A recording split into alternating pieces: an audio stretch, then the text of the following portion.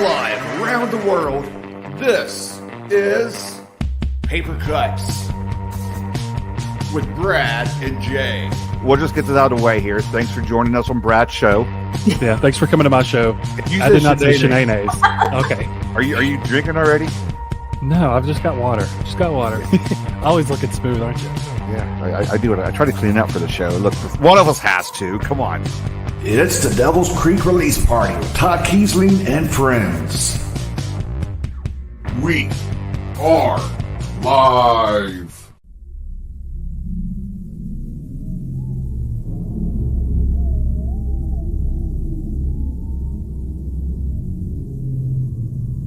So, do you kids want to hear a scary story?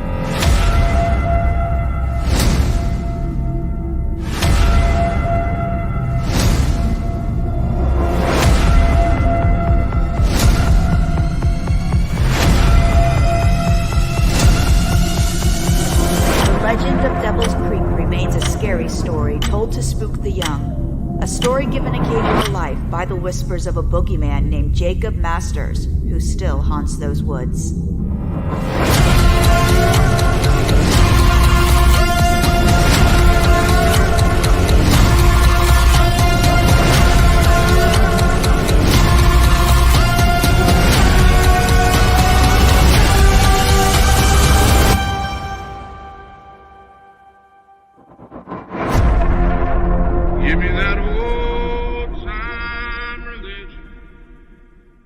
Give me that old time religion.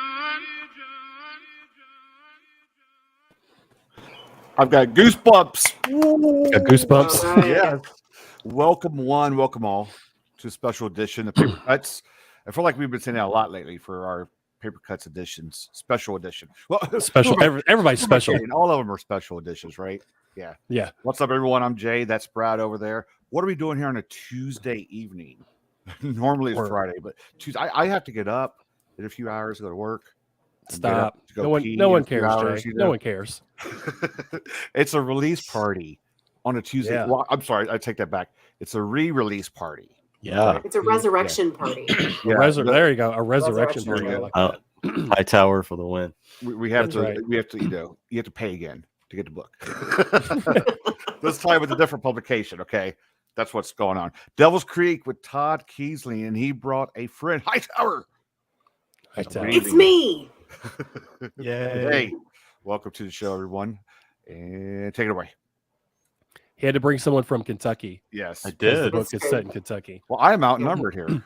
I wasn't good enough, so he had to bring a real Kentuckian with him. It's like you guys are ganging up on me with Kentucky versus Ohio here. This is Kentucky Fried Paper Cuts here on a Tuesday night. Todd doesn't like Kentucky anyway, so he can be on your team. Hold on. Clarification. Kentucky as a state is very beautiful. There are many fine people who live there. Just not in my hometown. One day he might find them. So Todd, how's the reception been today of Devil's Creek coming back out? So the reception has been nuts. So Tim Meyer sent me a message a couple of hours ago with a screenshot. Devil's Creek was trending on Twitter. Nice. And, yeah. Like, great. and somebody else sent me a picture too. So, hold on a second. Sadie is messaging me. Uh-oh. She this is breaking news right now. Resend her that email, please, if you don't mind. Okay. Can we do that? Yeah. Brad is sending you the link. People are getting a behind the scenes look into how here. Another special guest may be joining us. I missed whatever popped up on the screen because I was on my phone. Oh, here you go. Put it back up there for you. Just praises. I mean, you can read them later. I think Paul's like in a completely other side of the world, I think. Oh, okay. So he showed up like this morning or something. He showed up this morning. That is. It's next Friday, wherever Paul is. I think Paul is down under. Tell us about the future. Yeah, give me the lottery. That's what it felt like when we had. I can never remember his name. Mark Taus. Mark Taus. I want to Friday night. I want to say Paul Shepard is around the same area. I think. I could be wrong, but We're not here to talk about them. We're here to talk about Todd Keisling and Devil's Creek. It's okay. Yeah. Stay serious. On top. Yeah, there's no Oh. smiling in rock and roll, guys. Exactly.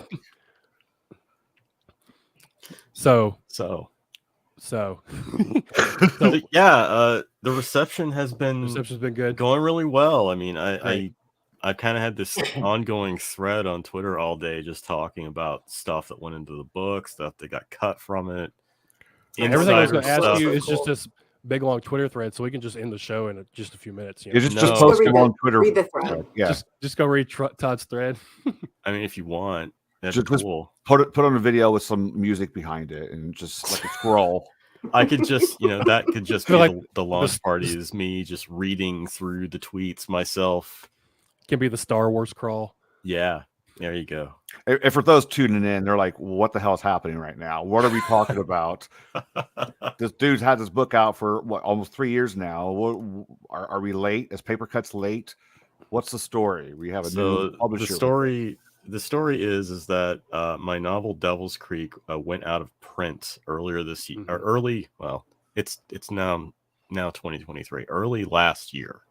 Yeah. The former publisher abruptly closed up shop amid controversy, and Well phrased. Well yeah, phrased. thank you. I have that version. Still We're not owes me going to money. show it. I'm going to show it. Oh, This is the old one. So You can't tell what it's from. It's the covers. but Yeah. mine is actually signed by Todd. yes, so Devil's Creek now today is back in print, courtesy of the wonderful folks at Cemetery Dance. Yeah. Very excited about it.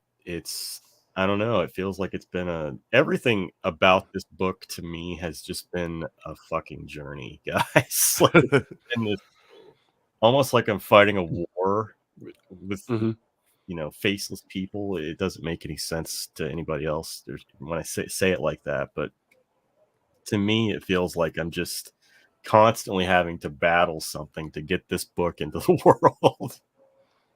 It feels insidious. It's like there's some Jacoby persona who doesn't want it known. Also, if Well, you hear very high pitched singing, I'm sorry. It's That's okay. my kid. It's all right.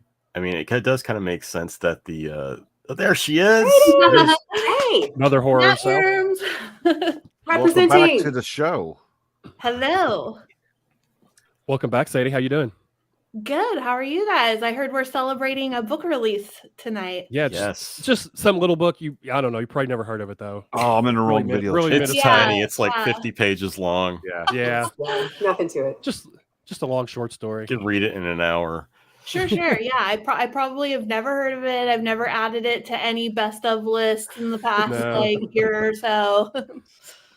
Thank you for being here. Yeah, of course. I literally just loaded up a USPS van, 4 mail bins high to the ceiling of the van, like the whole thing. So you need to flex there right now, right? Yeah, definitely. Like, hoo-yah. I'm lucky I have a 17-year-old boy at home that can lift more packages than I can. That's right. That's what you have kids for, is so they can do the manual labor for you. Yeah, Exactly. exactly. Slave labor. It's a long investment. Yeah. Sure. It literally. is. I assume eventually it No, pays off. So Todd, what was it? What did it feel like when all the debacle with Silver Shamrock happened? Like, Oh, Jesus. did you have any experience like that before about No. a publisher going out? And No. Brad, that you was just told us like- he's Like out sick, there. and you're going to bring that up? It's Yeah, all right. It's a great time. So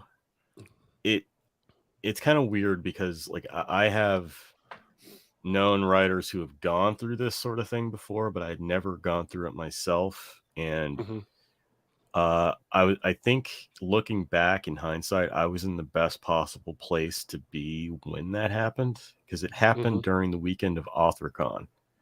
So yeah. Right. myself and like half the horror indie community is in Virginia at this conference when all of it's going down. And like I remember going to bed the night before and checking messages and stuff, and I'm just kind of scrolling on my phone, and I saw the thing that led to this downfall Right. the night it got posted. And I remember thinking to myself, that's not going to go over well. No. And then I shut my phone off and rolled over and went to sleep. And That then was a wise move. the next day I woke up to like messages from everybody and, did you see this? Can you fucking believe this? And, but I couldn't do anything about it because anybody who's ever been to a horror con knows your hotel Wi-Fi is going to be spotty at best. So yeah. Plus, I also had to be alert and on at my table and selling books. So, I was kind of getting bits and pieces of what was happening in between. And yeah, it was oh, thanks, Michael. It was bizarre. It was it was horrifying because I'm looking at this stack of Devil's Creek books that I had on my table, and I'm like, this fucking thing is going out of print in real time. Yeah. And it was kind of sickening. And I suffer from anxiety and everything, so it was really putting my medication to the test that weekend.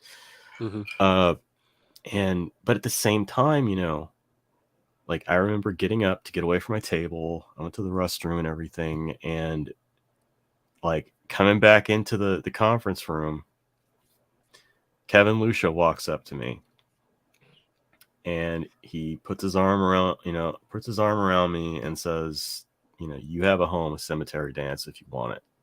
Nice. Oh wow. It was like right then and there. It was right then and there. Nice. And, that's awesome. It took a little bit longer to make that happen because I had, another offer on the table. Well, not really an offer, an opportunity on the table that I wanted to explore with Kevin's blessing. And, like there were a handful of people there that weekend that said some really nice things to me. They know who they are. I've reached out to them privately. And again, from the bottom of my heart, guys, thank you for being there. I love you all. So yeah, it was fucking crazy when all that shit happened. But if it hadn't, then we wouldn't be here tonight, and Devil's Creek wouldn't have a better home. There you go. That's awesome, though, that you basically almost instantly had a new home for it. Yeah. I mean, it wasn't like a formal, on paper. It was just a verbal thing. But yeah, I was privileged in that respect because there were a lot of authors there who didn't have that, opportunity. Yeah. Right. So like I talked to Brian Keene the following morning. It was that Sunday morning, and the dealer's room was still open. And I talked to him about making an announcement about the Silver Shamrock debacle to everybody who was there, so that people who were there to buy books could then buy Silver Shamrock copies from the authors who were there, because I would say at least 25% of the authors who were there were published by Silver Shamrock. Yeah. Yeah. And they all had books to sell.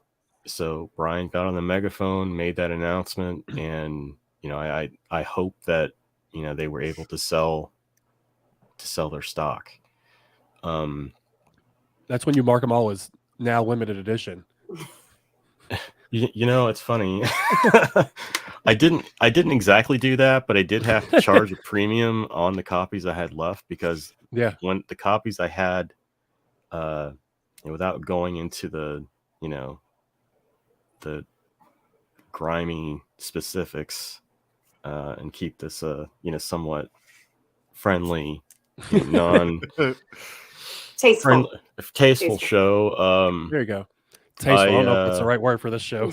I had to buy the remaining stock of Devil's Creek at retail price because the former publisher was AWOL and wouldn't respond to anybody. Yeah. So yeah, they had to sell for a higher price than I was comfortable with, just because to make any sort of money on it. Yeah. But they're all sold out. I sold out the last of those at the Halloween Hangover event in Richmond, Virginia. And now it's back. It's back in hardcover. It's back in paperback. It's available in ebook again, and it's always been available in audio. So this particular edition is very special, though, because it gave me an opportunity to redesign it from the ground up. Yeah, let everybody know if they already have the old edition, what is enticing them to buy the new one, pick it up. So the new one, twice as long with smaller print, right? Twice as long with bigger print. It's actually it's like 120 pages longer with bigger print. Net everything is squished together because I wasn't restricted to a word count or a page count, excuse me. Oh, what's this? That feels like a modern classic. Gabriel, thanks so much, man. I appreciate you saying that. So the new edition, it's longer. The story's the same. It's got a new introduction by some short guy named Ronald Malfi. that music dude. Yeah, some band leader, for some band called B movies. Yeah, B movie scripts. Yeah, B movie scripts. No, Ron's a good guy. He's a good friend of mine, and I was very honored that he wrote the introduction for it. It has a slightly different acknowledgments afterward section, and it also is completely redesigned. Now, when I say that, those who don't know me, I'm also a graphic designer. So I saw this as an opportunity to kind of reintroduce the book to people who weren't familiar with it. And in the story, there is this growing corruption that happens throughout the town. And I thought, okay, how can I visually represent this? So at the beginning of the book, in part 1, the pages are fairly clean. But as the book goes on with each subsequent part, the pages get dirtier, grimier. So the corruption basically spreads almost like a mold or fungus at the edges. So the book, it gets darker as the story gets darker. And it's also on the cover, like the spine is going to have like a lot of that same like texturing where it's like kind of like spreading out, from the spine over on both sides of the cover. I love that. Thank you. That's really cool. Yeah, that's a cool feature. I like it. It also has paperback and hardcover. It's in paperback and hardcover. Okay. Yeah. It also has a map of the town of Stauford, which looks strangely like Corbin, Kentucky. Just Wikipedia one and just change the names of every place. I didn't go into that much detail, but yeah, I mean, it gave it a map. It's like a full page spread at the beginning of the book. Is the KFC on there though? The KFC is the KFC marks? No. Try to avoid a lawsuit. Thank you. I'm a sucker for a map in a book. I've always wanted one. Maps and illustrations and like little chapter details and that's all fun. I just feel like that makes for a fun reading experience. That to me as a reader, I like to, kind of lose myself in a book, and the more that is contextual with the story that I'm reading, if I'm actually holding something that feels like it's a part of that story, I don't know, I just enjoy that. I always have. So I had an opportunity to do this for my own work, and I think people will be pleasantly surprised. At least I hope. That's always a really cool benefit too, because like I was talking to some readers the other day, and we were saying that, I mean, and this is just book collector talk, right? So, I mean, I'm not speaking for all readers, but, oh, hey, Steve. Stewie. I love when there's like, people rally around a book and they get the ebook, which is what I read. I like to personally read on my Kindle these days because I can just buzz through that, like burn rubber on those Kindles like so fast. And then I buy like the physical copy for my collection. So to have like all those fun details and everything, while that might not be the edition that I read, that's the copy that's in my library, if that makes sense. So it's cool to have like, and I love when sometimes the paperback comes out later and it's kind of a different vibe than the hardcover. Then you need all three for that. So, I mean, that's just how I work. Sadie's your marketing team, right? Yes. Very effective. Yes. And that's cool for like we should probably explain to people that are what 25 or younger, a map is what people used to use to get around back in the olden days, before your smartphone, before Google and all that stuff. But that was only one vital piece. You actually had to buy the add-on, the DLC for the map, which was this little round object called a compass. And you would turn to magnetic north, and you could use that to, guide your way around. Yeah, do a little history lesson here for kids tuning in. So in the new edition, does it have like the little pieces of art and stuff in it too? Yes. I'm trying to find the original like pieces, the moon phases and progression. stuff. Yeah, the phases. Yeah. All of that's in there. Oh, cool. There are some nice minor little embellishments with some of the text, just to make it a bit more, I don't know, stand out. Like the graffiti, that's described early on in the book. Mm-hmm. We used a different type of font to make that look like actual spray painted words and stuff. That's cool. All those little touches in books like that are always nice. Something that stands out like that. Like I don't know. I mean, it's been a long time since I've actually seen a copy anywhere, but this designer that I follow and kind of idolize, Chip Kidd, he designed the interior for Howard Stern's Private Parts, the book. And like, it's insane, like some of the stuff he did with the typography, like where, like, I remember seeing it. There's like a line in this book where he says, like, Stern writes something like, you know what it's like when you just get fucked over, and the fucked over is like in this really flowery scripted font. It looks great. I still haven't gone to spend the night at the Devil's Creek spot. Brad, you're within striking distance. Yeah, I think I'm like 2 hours or something like that. Not too far away. I can tell you guys a little secret. Yeah, I've never been there. I was going to ask if you'd been there before. I have not actually gone out to the spot in Devil's Creek where the church used to be. I'm not that brave. I kept trying to convince Hunter Shea to come down here and do it, because that's like very up his alley. Also, I don't want to do it by myself. Yeah, I wouldn't recommend anybody doing it by themselves, because I have heard that the folk who live around there they do not like outsiders. Yeah. So I'm not trying to be like, I ain't an outsider. Mysterious. Listen, I'm in Lexington, but you better believe I talk to county clerks all over. We'll just take some bottles of bourbon and we'll smooth everything over. We'll be good. Laurel, you might as well go in fucking New York City compared to where these people live. Just walk into some Hightower. So yeah, Hightower. Yeah. What's up? I'm here. Have some Hightower. Me and you should definitely go and live stream it until our service runs out. Let's do it. And if we can get Beard to come in and just like play some like Deliverance, little dueling banjos for us while we're there, just for atmosphere. That'd be awesome. Yeah, let's do it. You can get a whole crew together. Corbin, I'll make an appearance. There we go. We could do like that Deadstream movie recently. That was on Shudder. We can do it like that. Oh my god, it's so good. I love that movie. That would be a brilliant idea. So from Corbin to the actual spot, is it very far out there? It really is like 10 to 15 miles. I don't like. Oh dang. Like I have been as far as the road, obviously, because that photo of the sign, my wife took that. Yeah. And part of the issue is that it's really just that. Part of the issue is that it's just really remote. Like and there's many access roads and whatnot, and if you don't know your way around, you can get lost. And I'm not a fan of that. So, but it's on the way to Cumberland Falls. So I've been there before.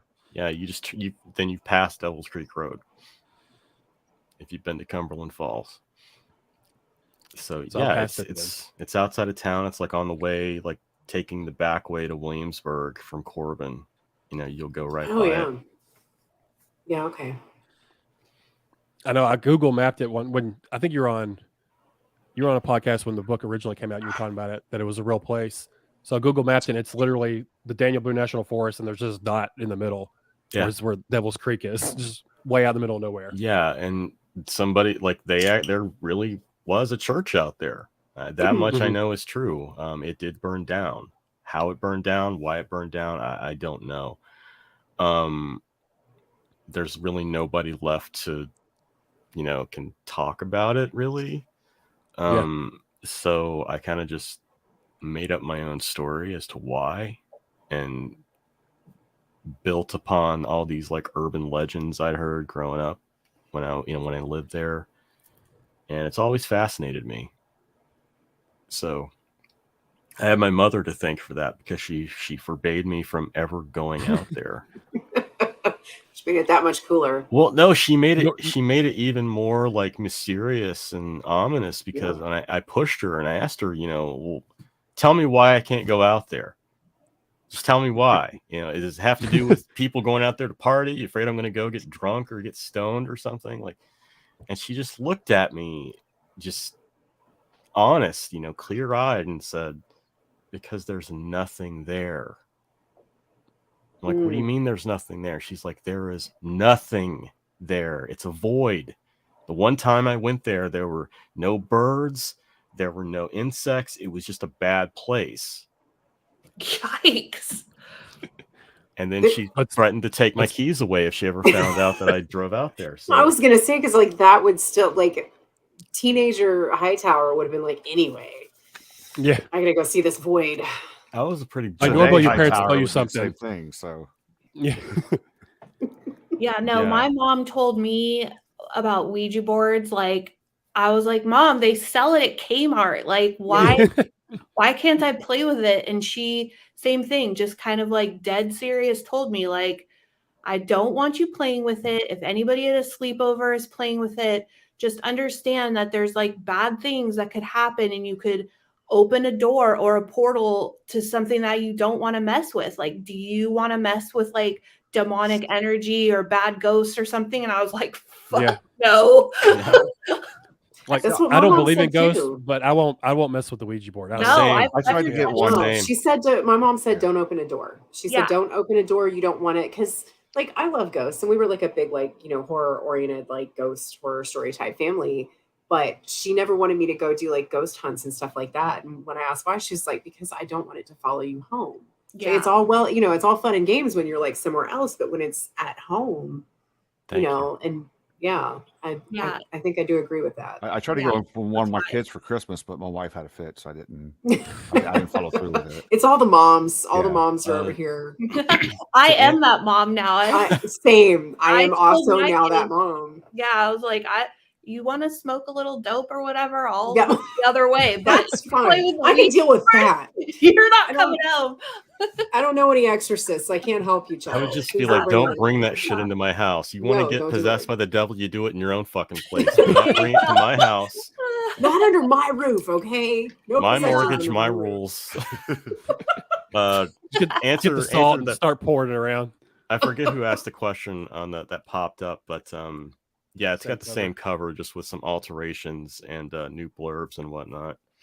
On the Ouija subject, like, Erica, my wife Erica, has like all this Ouija stuff. I have Ouija stuff, but I'm not going to fuck around with the Ouija board. Hell no. I'm too superstitious for that. I don't really believe in ghosts either, but I'm not going to fuck around with negative energy. I do remember Gabriel saying that there is this like, there's demonic symbols on the cover. I don't want it in my house. And actually my husband is the same way. Like, when we started doing the Nightworms package, some of the books that we had coming in, he was just like, what is this? Like, C.B. Hunt has ritualistic sacrifice that we we included like an ebook code for that, but you could see, like, we printed it on the back of the spoiler card so that the people could see what the cover was. And he was like, that's like so messed up. What are you guys getting involved with? Actually, like, got a copy of that behind me on the shelf. But I mean, like, it's, I don't know, like, I do believe, and we had an instance where we took Sebastian. Yeah, you're not missing anything. Good call. Never again. There's not much there. There's a Cracker Barrel, but there's one 20 miles on, I promise. You go see the Moonbow and Cumberland Falls, and other than that, you can skip. It's only during you can skirt the whole like city part. Yeah, you don't have to deal with that. Now, what were you saying, Laurel? Oh, just that. Yeah, just so during the pandemic, Tiny and I Like I would take him places in the morning, and the Lexington Cemetery is 170 acres, beautiful, absolutely beautiful cemetery. And I'm not usually worried about cemeteries, but it was like, it's called like one of the most haunted cemeteries, which I was like, it's a cemetery, okay. But one of the times that we went there, he kind of freaked out, like, and he'd had no problem. We'd gone a million times, but he saw one monument one time and just like froze and was staring at it. And I was like, what's up? Kid turns around, takes off just books in the opposite direction, goes and hides behind another grave. I was like, yeah, okay, that's weird. So then we left.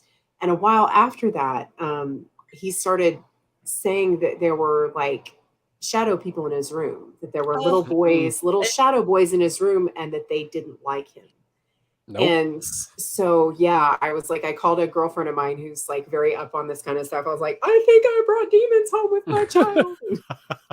She told me, she's like, okay, well, I could have told you, please don't go there. It really is haunted. And yeah, she sent me some crystals and, did all this stuff, and it seemed to take care of it. And I'm like, I don't care what anybody says. Any skeptic can tell me whatever they want about that scenario. I'm not taking it back there. So definitely no Ouija boards.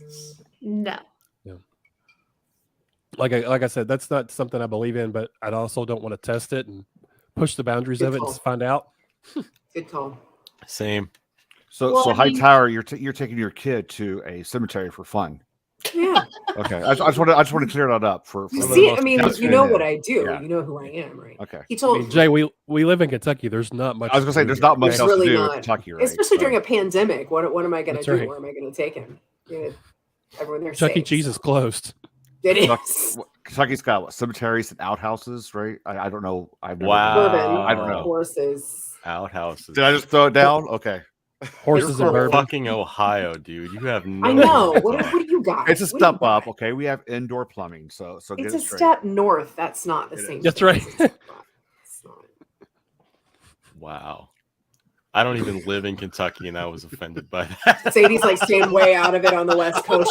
She's like, I'm on the West Coast. Northwest. No, I'm normally just saying this. I'm just usually saying this to Brad each show, just getting some kind of dig in about Kentucky to him. But. Yeah, he likes to talk trash about Kentucky, but Ohio's just as garbage, so it doesn't even matter. Just the southern half. Well, okay, in the northern half, in the center half. Okay, yeah, okay, I suppose it is. Just about the same.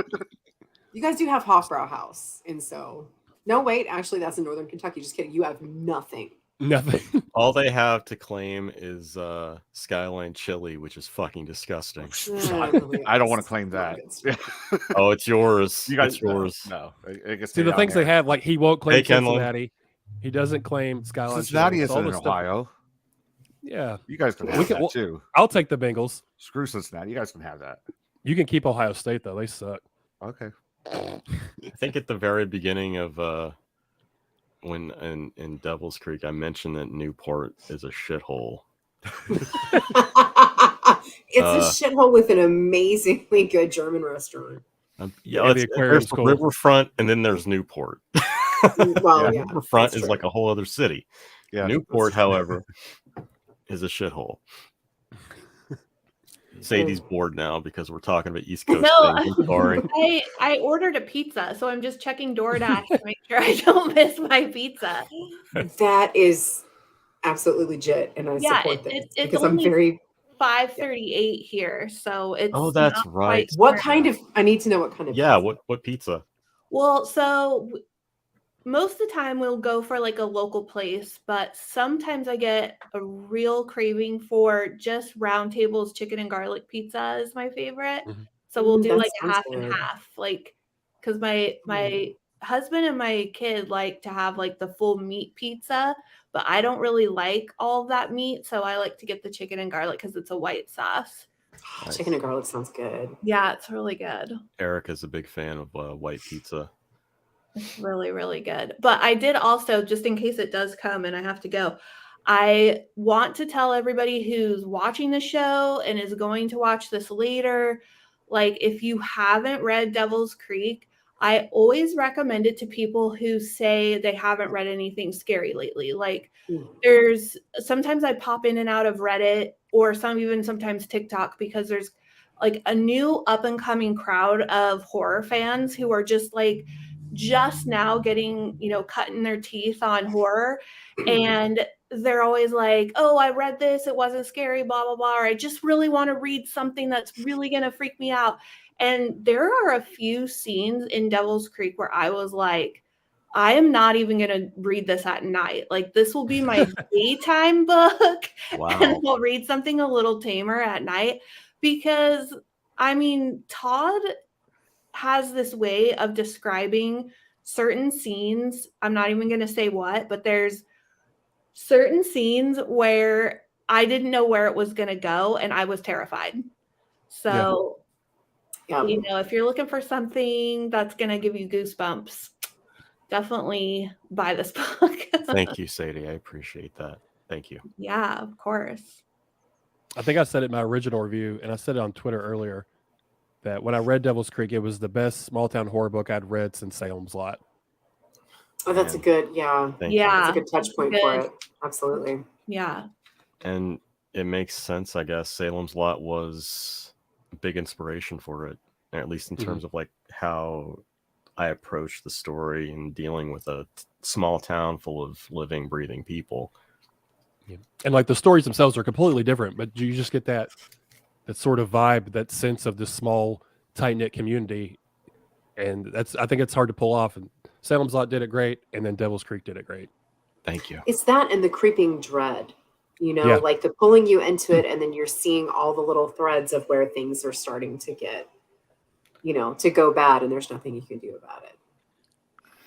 Yeah. The excuse me. This flu is kicking my ass, guys. Oh, you have it? Yeah, I've had it for a week now. So yeah, that's why I sound a lot deeper than I really am. This is my death metal growl. When I have the flu, I always sound like that singer that sings Betty Davis eyes.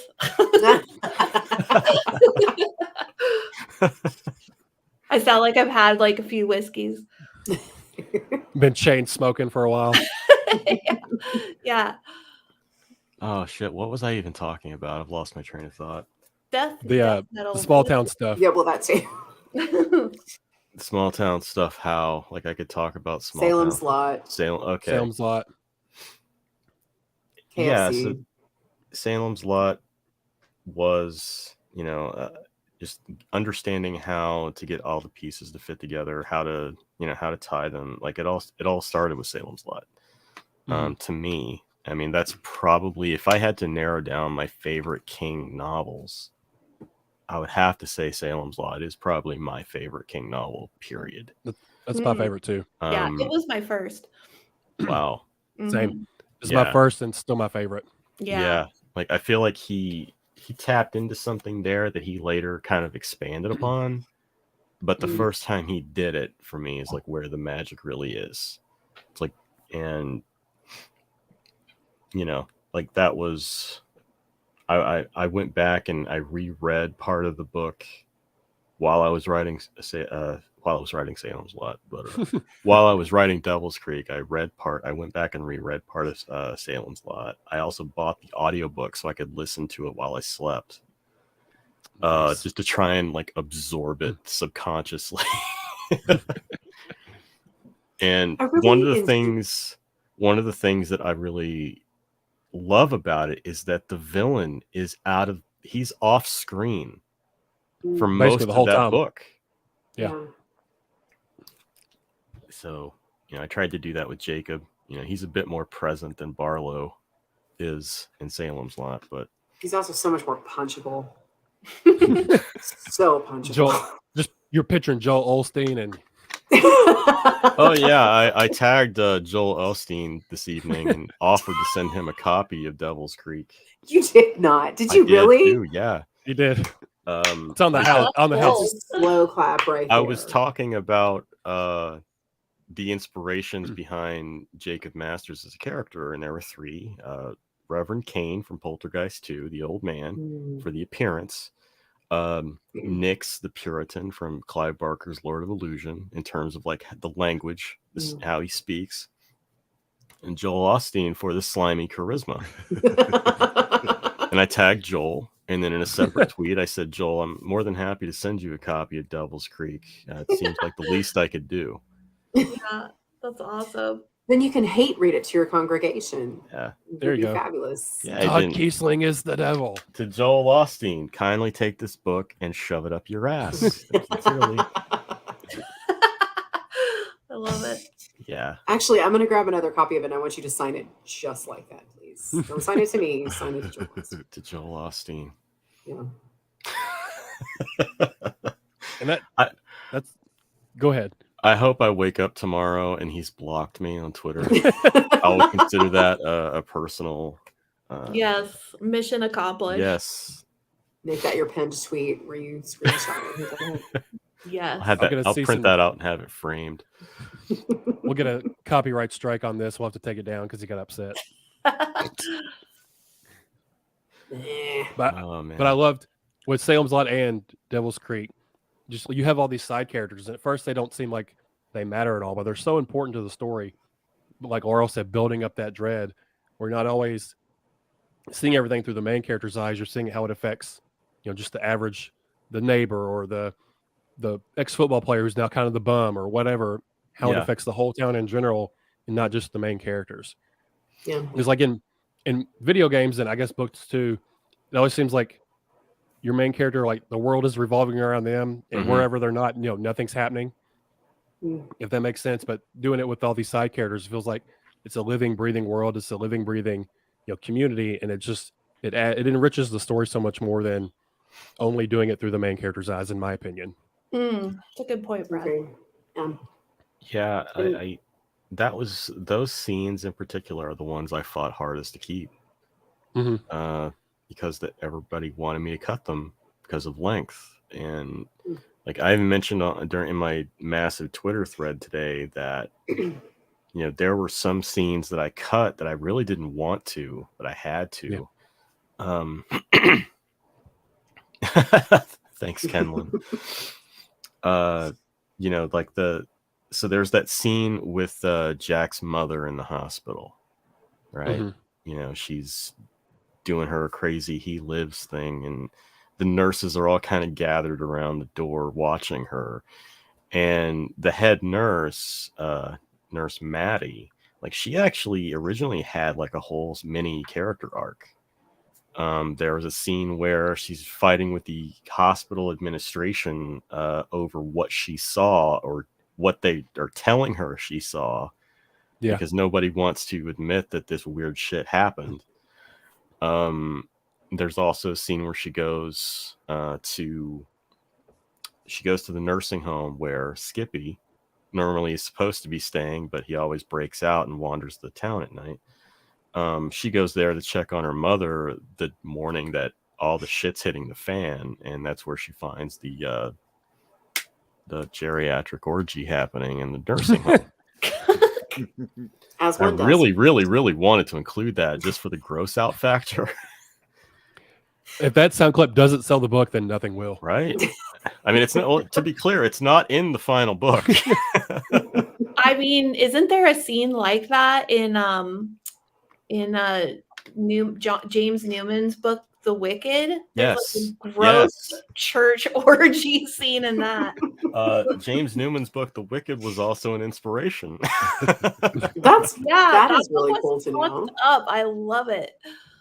Yeah. Folks, if you haven't read James Newman, at all, you need to read James Newman, but you also really need to read The Wicked by James Newman. Yeah, 100%. Great small. That's such an awesome cover too. I love the cover of that. And it's just creepy. Like it gives you the freaking heebie-jeebies after you read it. Yeah. Oh, my pizza's here. All right. Thanks for coming, Sadie. I'm so glad that you texted me. I never know exactly what day we're going to be packing these packages. And then you were like, are you coming? Oh, yes, I am coming. I'm glad I did. Yeah. So definitely a big fan of this book and of Todd's.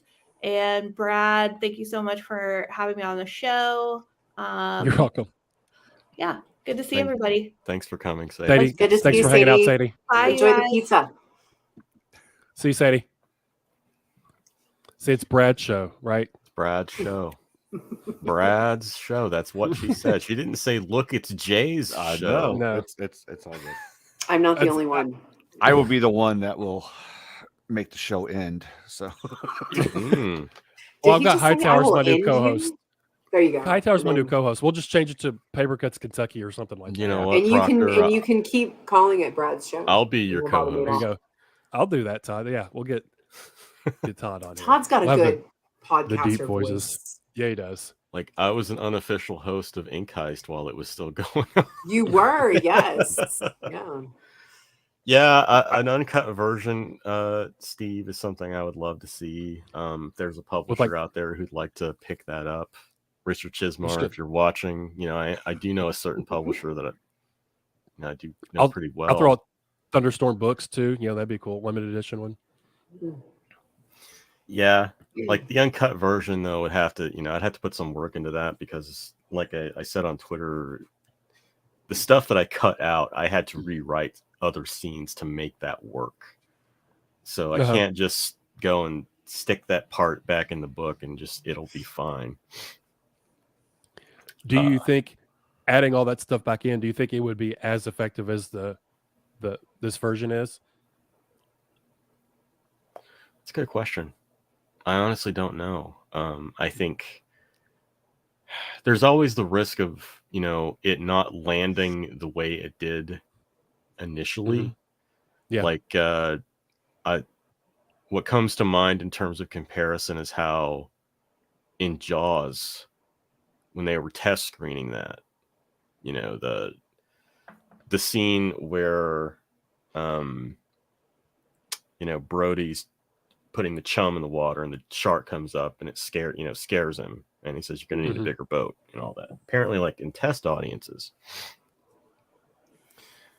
that actually got a huge reaction from the audience that they weren't expecting. But the later scene where and I could be getting this totally wrong because it's been a while since I've done my Jaws research, but the scene where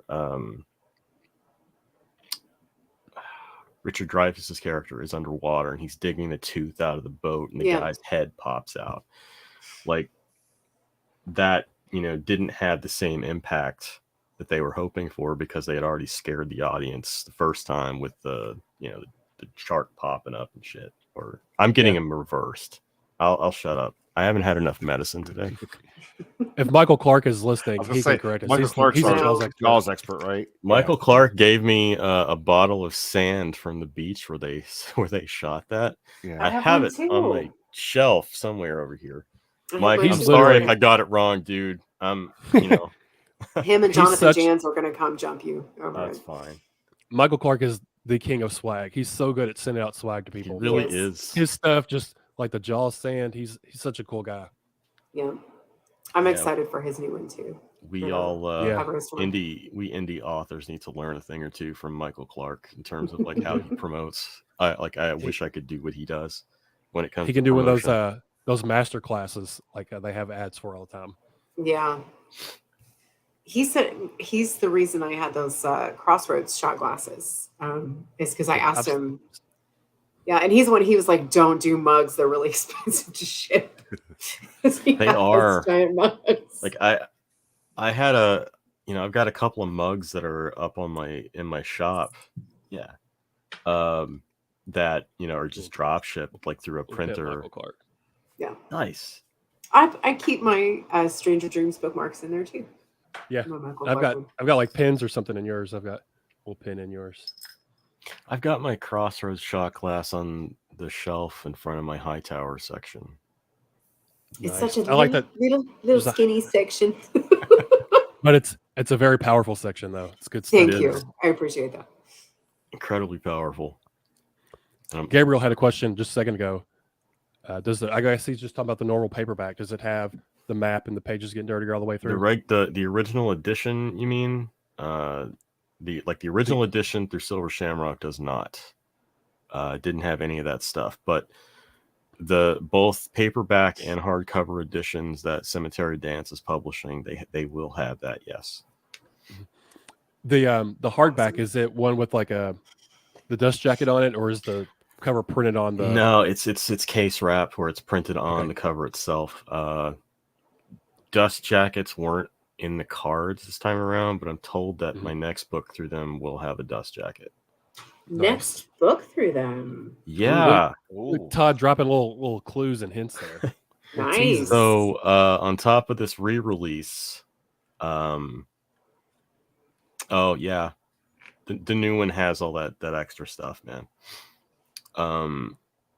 So aside from the re-release, Cemetery Dance is also releasing my next short story collection this summer, July, I believe. The book is called Cold, Black, and Infinite: Stories of the Horrific and Strange. Oh, that limited edition of Devil's Creek is the Thunderstorm edition that they did. It was only like 52 copies, something like that. Yeah, sold out in like an hour. Like you have to get up at the ass crack of correction, dawn. Laurel. It sold out in 12 minutes. I was gonna say it was really. Don't shortcut him, Laurel. It was before I got out of bed. That's all I knew. That one's got a really cool cover too. I like that. With Oh like all the skulls and the church so on the top. artist who made that, Francois Valancourt, he will be doing the cover for the collection. Nice. Yeah. So I think we'll probably get the ball rolling on all that stuff once the Devil's Creek, releases kind of died down. And you think, what was the time frame on that? Do you think? Or do July, I believe. July. Yeah. Nice. So that's not that far away. No. From a publishing standpoint. Just waiting on a certain cosmic horror author to send a draft of his foreword, Mr. Langan. Shame on you, John, holding up the process. John, I mean, God, John taking forever to write something. Who are you talking about? That's not John. Love you, John. So we'll go back and edit. Yeah, we'll cut that out. We'll bleep it out. This is live, you assholes. Whoops. So if someone reads Devil's Creek and they love it, you have a few other books that aren't necessarily related to the story, but are set sort of around the same town, right? That is correct. So my novella, The Final Reconciliation, tells the story of a progressive rock band. They are from the town of Stauford, Kentucky, which is where Devil's Creek takes place. You'll also see them referenced a couple of times in Devil's Creek. And my novella, Scanlines, also takes place in the town of Stauford, but in the 90s. So it's got some equally dark and supernatural shit going on, but not to the degree of Devil's Creek. But yeah, they do exist in the same universe. And I've also got some shorter pieces that take place maybe not directly in Stauford, but in the surrounding area or in the universe in general. Like there's a novelette called The Harbinger in my first collection, Ugly Little Things. Oh, thanks, Michael. Thanks for coming. That story definitely takes place, and it involves one of the idols that you see in Devil's Creek. This little guy. Yeah, because you did some. You had a couple of those made, didn't you? And sold them yeah. So my friend Anthony Rapino, who is known online as Candy Corn Apocalypse, he's a sculptor, and he made I think 30 of these. I've got one.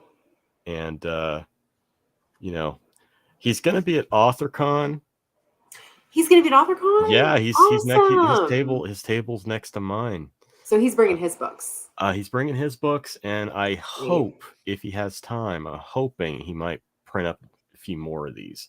I don't know, so don't hold me to that. You'll have to ask him directly. But that's Anthony Rapino. So the Scanlines, does it take place after the events of Devil's Creek, or is it before? It's before. Devil's Creek takes place modern day, circa 2019, 2020. Okay. Pre-pandemic, but modern day. Yeah. I couldn't remember exactly when the now part of it was.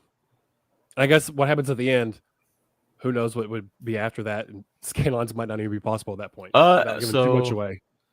There's a story that's in the first story that's in my new collection. It's also in first appeared in Liminal Spaces, the anthology that Cemetery Gates Media put out, that Kevin Lucia edited. It's called Midnight in the Southland, and that actually takes place post the events of Devil's Creek. Okay, I need to read that one then. Yeah, it's one of those. How can I? It's like a Devil's Creek adjacent story that doesn't have anything to do with Devil's Creek, but it makes mention of that incident, and also makes mention of a certain radio host. Okay. And you know, the book that I'm working on now, Revelation Road, is a follow-up to Devil's Creek. Is it a straight up sequel? It's not a straight up sequel, but it does deal heavily with the same, like, you know, there's going to be one of these involved. Eastern Kentucky will be the focus, but it doesn't all take place in Kentucky. It starts in Detroit, Michigan. It's a great title. Thank you. Title. The whole thing is like, well, a good chunk of the book is about it's like a chase story where this young woman's partner is kidnapped, and she takes off after them. She steals her drug dealer's car, and it's a fast car. It happens to be a 1971 Dodge Challenger that has been like retrofitted and shit. It's basically, I pitched it as Vanishing Point meets the Texas Chainsaw Massacre. Nice. And you know, if you've never seen Vanishing Point, I highly recommend you seek that out. It's a 1971 film. The car in that is a 1970 Dodge Challenger. Very fast car, very, you know, cool looking muscle car. But it's, you know, it's got more to do with Devil's Creek than it sounds. So I'm about 30,000 words into that right now. Do you have a estimate for how long you want it to be, or just it's going to be what it ends up being? I'm shooting for 120. I think it'll fall around 120. It might come in a little under that. Depends on how the story develops. And I love the name of the radio station. The Goat, right? Is what it's called. Yeah, Z105.1, The Goat, featuring Stevie G. Did you have a playlist, right? Yeah. At the time? Playlist I posted on Twitter. Yeah, because I remember getting like, well, I still have this postcard. Yes. Yeah. Mine. But I think I misplaced the there's another card that told you to tune in, or Spotify or something. I don't know. Yeah, it was basically a promo card from the radio station, and it had a code you could scan on the back that would take you to the playlist. Oh, that's cool. Yeah. Worked at the hotel where the radio station and Vanishing Point was filmed. So cool. I will clarify, because I saw Steve mentioned about the DJ being like as much the main character as the driver and as the car. The DJ, there is a DJ in this one. If you've been paying attention, you probably figure out who that is. The DJ in this book, she won't be as prominent, at least not till near the end, but she's going to be there. She'll be a presence that connects with the main character. Nice. So yeah, that's the book I need to get my ass back to work on, because I took a couple of months away from it, primarily just to get a sensitivity check on it, because it, you know, get a little dark. Want to make sure that I'm doing things correctly. Yeah. So, Laurel, what would you have to say about Devil's Creek? What would be your pitch to have someone read it? Oh my Jesus, I'm so bad at pitches. But I mean, I'll give you a ramble.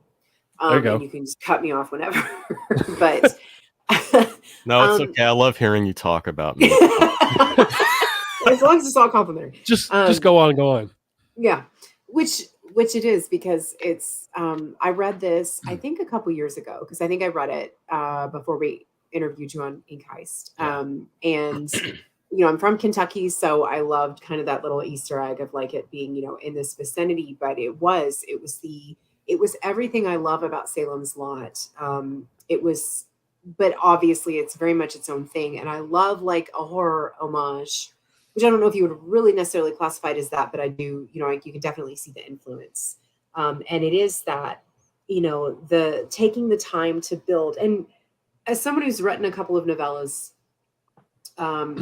I have to say that I do feel like we start to neglect the longer works, in service of our Goodreads goals, right? Which is a disservice to ourselves, because in this kind of a manuscript, you get the buildup, and that's part of what made Salem's Lot so effective, and it's what makes this effective, is these peripheral characters, because it's the slow creep in.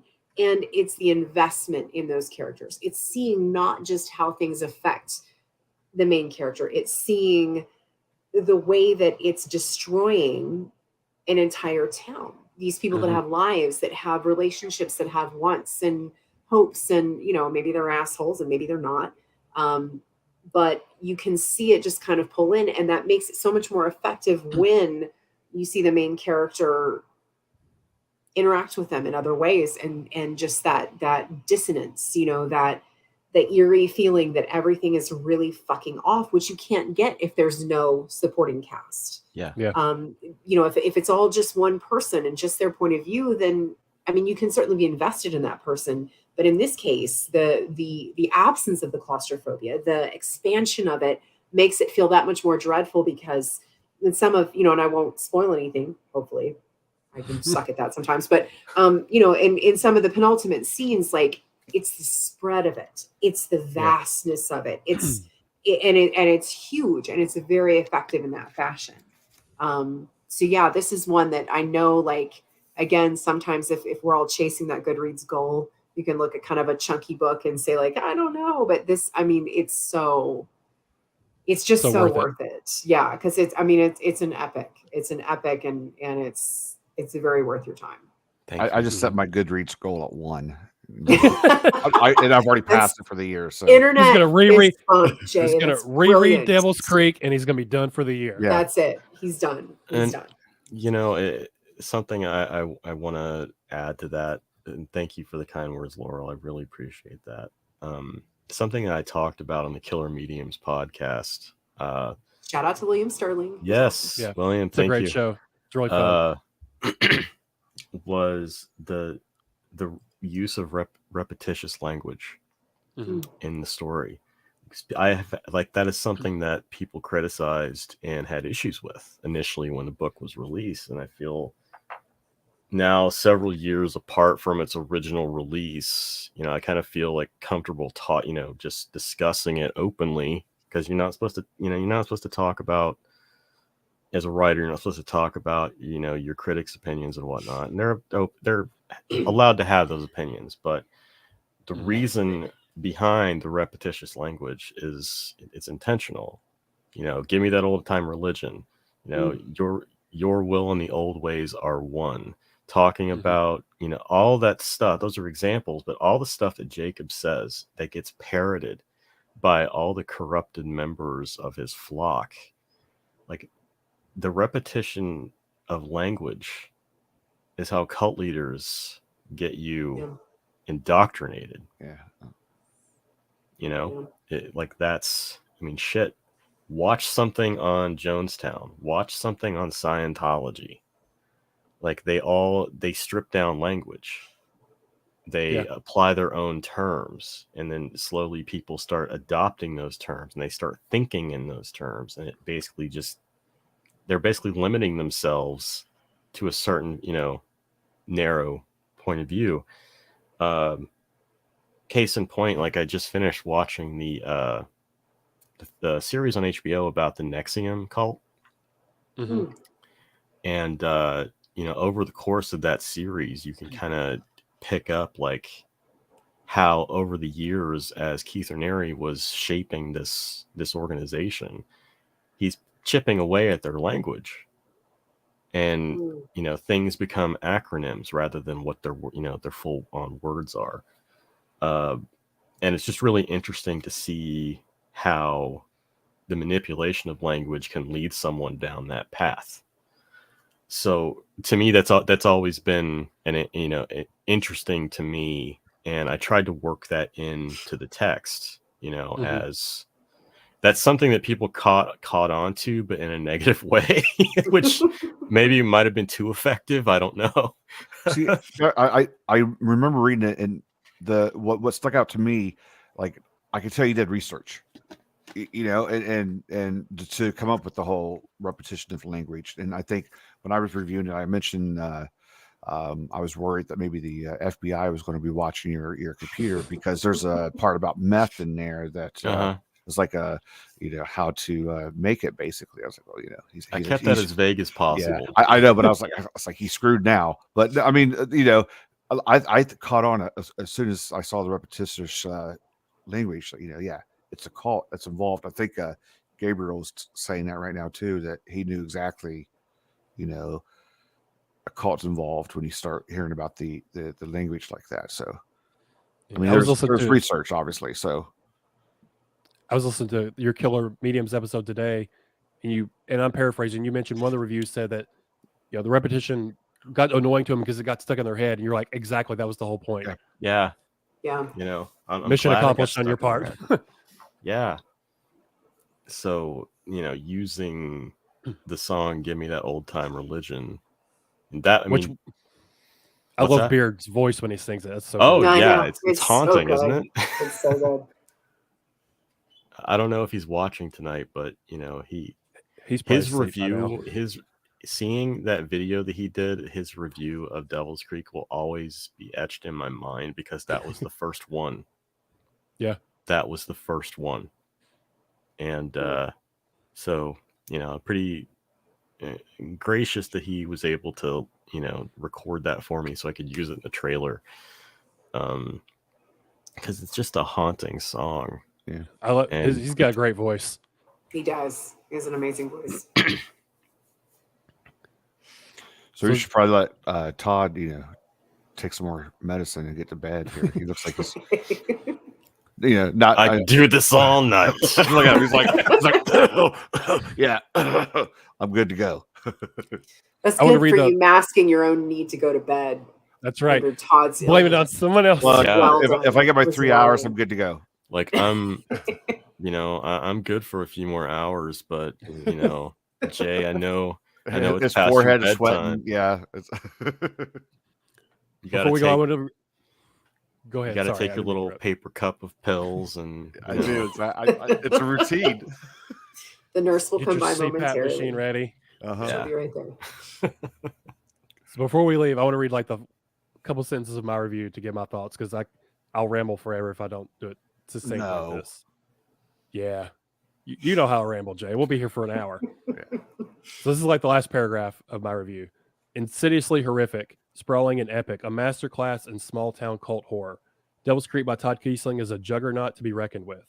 Wound with tension and an ever-present sense of lingering dread that will have the reader continue to turn the page to see what will happen next. This is not a book that you will want to miss, and it gets my highest of recommendations. Yeah, I loved it when I read it back in. I guess when it came out, it was like 2020. Was that when it came out? 2019, somewhere in there. Yeah. Good. Juggernaut is a great word for it. Juggernaut. Fantastic. It really I'll is. Read the last sentence to my review. It probably says it was a kick to the balls. Kick to the balls. That's what it was. That's the last sentence of my review. Kick to the balls. You need to be like Bo Johnson and put like the number of balls. Yeah. It's 10 out of 10 balls. 10 balls. All testicles were drawn up. That's a personal goal of mine, is to get something reviewed by Bo Johnson in one of his videos. It's a 10 out of 10. 10 mustaches out of 10. Thank you, Heidi. Yeah, so there we go. We have this 10 ball kicks out of 10. We have this brand new book that no one's ever heard of now, released today. No. Yeah. I think tweeting on this Twitter, brand new book that people are tired of hearing about. Trending on Twitter is pretty cool, though. Yeah. That was unexpected. That's big. Are you coming to AuthorCon? I feel like we've had this conversation. Okay, good. Yeah. So there will be copies of Devil's Creek at AuthorCon. Yes. There will be copies of Devil's Creek at AuthorCon. I mean, I'm not a guest of honor or anything, but looking at you, Brian Keene. I am. Fucker He's stole my he's pen. just still mad about your pins. Yeah. Right? You saw the pens. Yeah. You did it to yourself, man. You know, I will say, if you're ever in Louisville, Kentucky, though, come to Yes. well, I With the should pen actually books. mention I am in the process of putting something together for a small tour for the spring, Nice. early summer. Butcher Cabin, I'm in touch with them. I'm in touch with Chance at the B&N and Bowling Green. Nice. And we're working on things with Joseph Beth in Lexington. Nice. But they're kind of like the linchpin of everything. So if you need also, to go down and shake, they had Max. Yeah, they did have. Laurel. Well, he didn't end up going though. No, because he had the tragedy, but they had it set up for him though. They did. Yeah, and I'm also trying to get something set up at the Books A Million in Corbin. Although I doubt that's going to happen. I wouldn't bet money on it. I hope it does. I used to work at that one. It didn't end well. I have to attend if that's the thing. Like I want to go for moral support, but also to record. Yeah. We'll do that, and then we'll go out to the Real Devil's Creek location. We'll see what's going on out there. Yeah, Yes, it'll be so I'll definitely let you guys know once that kind of firms up. We're still in the early stages, but that is something I'm hoping and planning to do probably early summer. Awesome. Nice. If you go to Joseph Beth and Butcher Cabin, I'll go to both of them. Yes. Same. And I'll throw Books A Million on there too. You go to Books A Million. I will also go down to Corbin. I'll go down there, and we're totally going to the Real Devil's Creek location if we go down there. Okay. All right. Okay. We'll He just finally canceled it in his head. Did you see him? He it's just like- canceled it in his head. Yeah. He's like, well, "Fuck oh this gosh, trip, I guys, ain't going." sorry. Books A Million said no. Yes, come on down, Steve. We need more. Come do it. But Todd, congratulations on the re-release. It seems like Thank it's you. going great so far. And Thank thank you. you for inviting Day us one, to be right? to be part of this with you. I mean, guys, thank you for hosting this. I was looking at, options to do, like I thought about doing it myself. I'm like, that's never fun. I'm like, well, these guys do this all the time. So let me reach out to them. And you were so professional. You gave us like 2 months advance. And Laurel was like, hey, you want to shoot the shit this weekend? And I got a book coming out. When she did it blow. Oh, that's right. She gave us like a 3-day.